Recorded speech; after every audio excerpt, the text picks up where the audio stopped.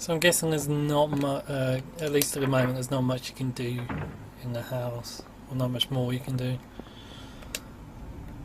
Uh, okay. So the obvious first move is looking at that alleyway. Let's give that a try.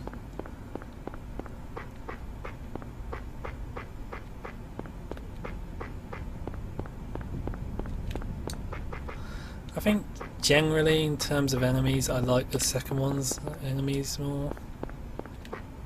Sorry, I thought I just saw something. I like the second game's enemies more. Like, I don't know if this is too much of a spoiler given that it's like a 10-year-old game now. Something like that.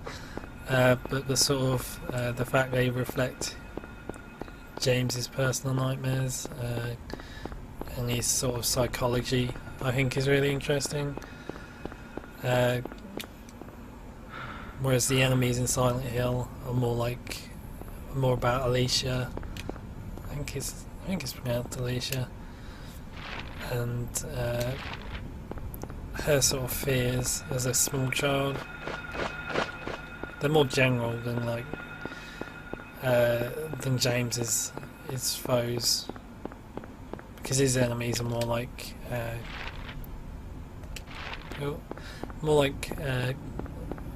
reflections of all his drives and motivators, like his sexual frustration, his angst, his all those different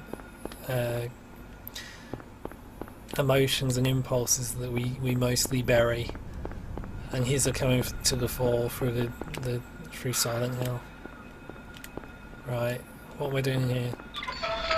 Oh, I ran past here earlier. That's annoying. Oh, there is a way to switch the camera. That's pretty good. And that appears to be a dead zombie dog head. Jesus Christ.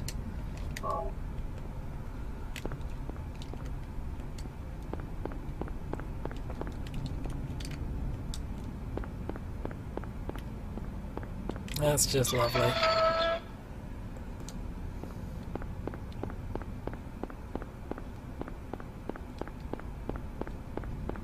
Sorry, I'll just explore down here a bit and then we'll loop around, hopefully. I think I can come back up that area to the right.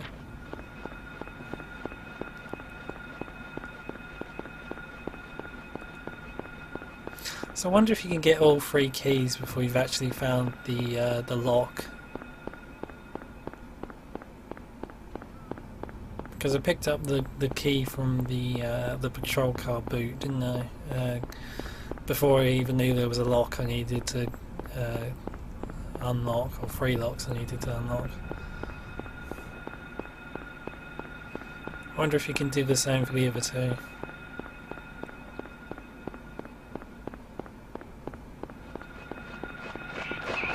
Oh dear.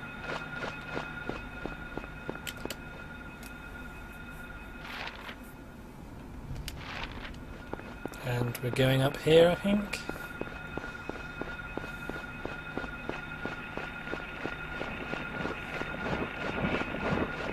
No, that's where the patrol car was. My bad, my bad.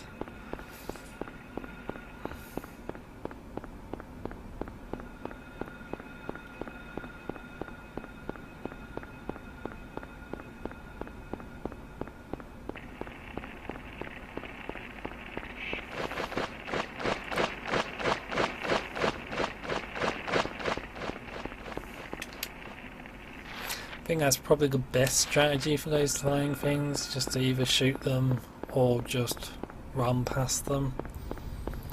I get a sense from the few fights I've had already that fighting them is kind of a waste of ammo, so maybe I shouldn't bother. Okay, I don't see anything.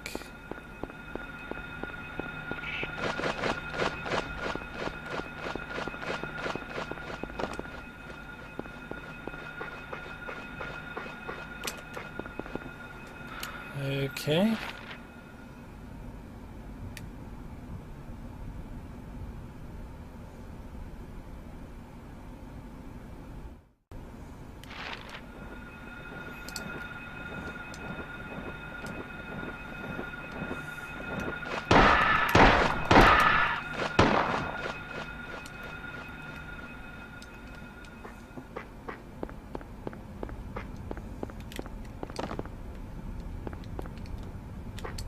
Aha.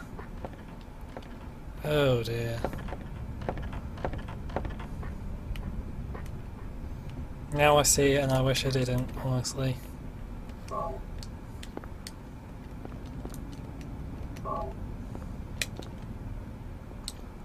I do love the design of this town though, like the whole idea, well the whole principle behind like this small American town sort of being infested by nightmares or taken over by nightmares, and that causes like bits of the town to disappear and the ground to crumble, and it is a pretty random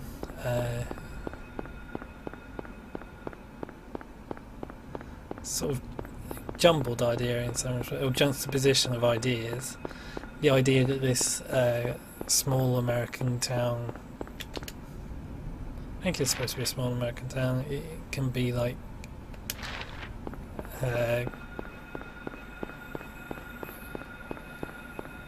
torn apart by sort of like nightmares and something, it's like supernatural force.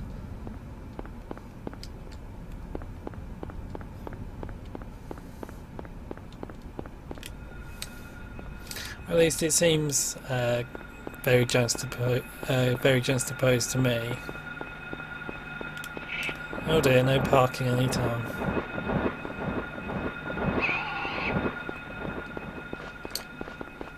Nope, no items. I thought there might be something up the corner.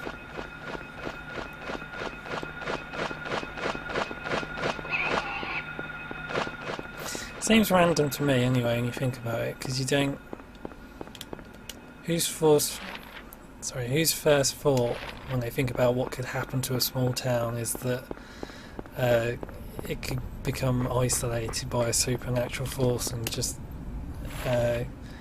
bits of it could fall away and it could be trapped in like nightmares. It just seems so like really out there and unusual sort of thing. Not that I'm saying that's a bad thing, I think it's a good thing. I mean, it's like if you put ninjas in a modern action movie. It's that sort of juxtaposition of things that we don't really expect but do work in the end. That's pretty cool. Yay, it's unlocked. Maybe I'm rambling a bit too much though. Oh dear. I don't know if the enemies get more dangerous during the night, or I think there's more of them, I don't know. It's been so long since I've played this that I'm not really sure.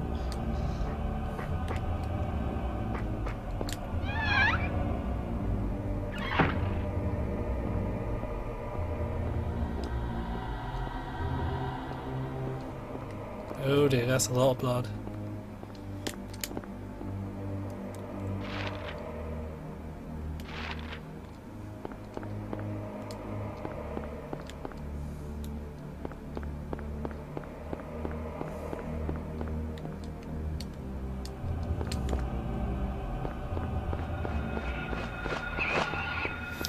And they're here too. Oh good.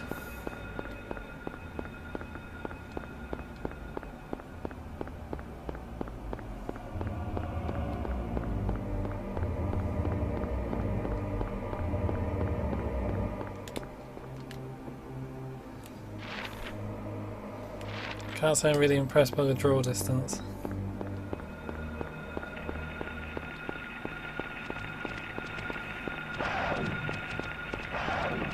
Yep, there's nothing here and I've just... oh dear.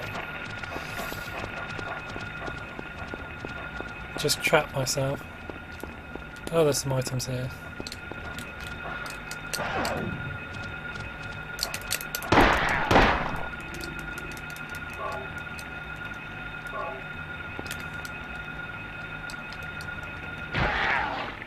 There we go.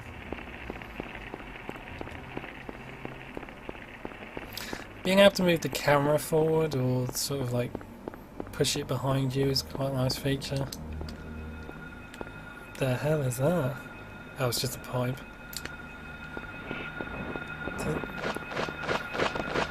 Sort of looked like a xenomorph head from Aliens to begin with. Maybe I'm just seeing what I want to see though. It looked creepy anyway.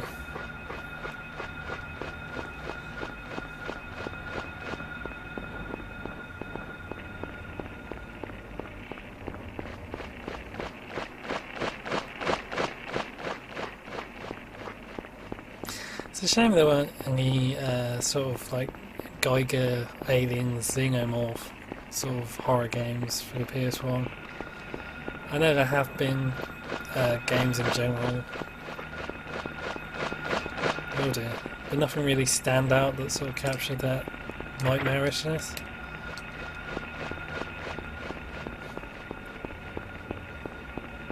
I mean, you've got like Aliens vs Predator games, you've got Aliens games, but like something that focused more on the biomechanical, nightmarish biomechanical aspect. That could have really worked. Well, even now it could work as a... And I know that's the school, but I thought I'd have a look around before I go. Probably a bad idea, but... Yeah, but like that sort of biomechanical... I guess there's not much to see. That sort of biomechanical sort of look or design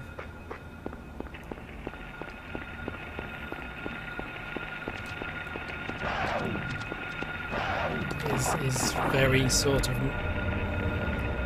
nightmarish. I think it'd be pretty cool if they explored that in a game. I know it's sort of explored in Darkseid, but obviously that was back when games sort of sucked, and I think it does kind of suck.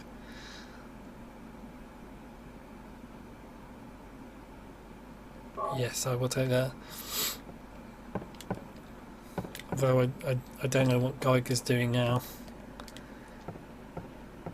Most of his art is pretty out there though, because it's mostly just like penises and stuff, genitalia of one kind or another. But the biomechanical stuff is interesting. Oh, written in blood.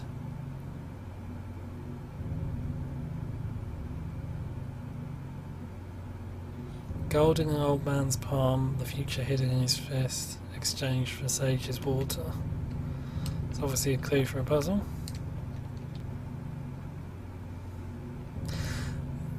Darkness that brings the choking heat, flames render the silence, awakening the hungry beast, open time's door to beckon prey. But yeah, the same could be said of like H.P. Lovecraft style, writings. There've been a few games, but nothing really stellar or standout. And I think, like, oh, I'll read this. It's written in blood. Place with songs and sound. A silver guidepost is untapped in lost tongues, awakening at the ordained order.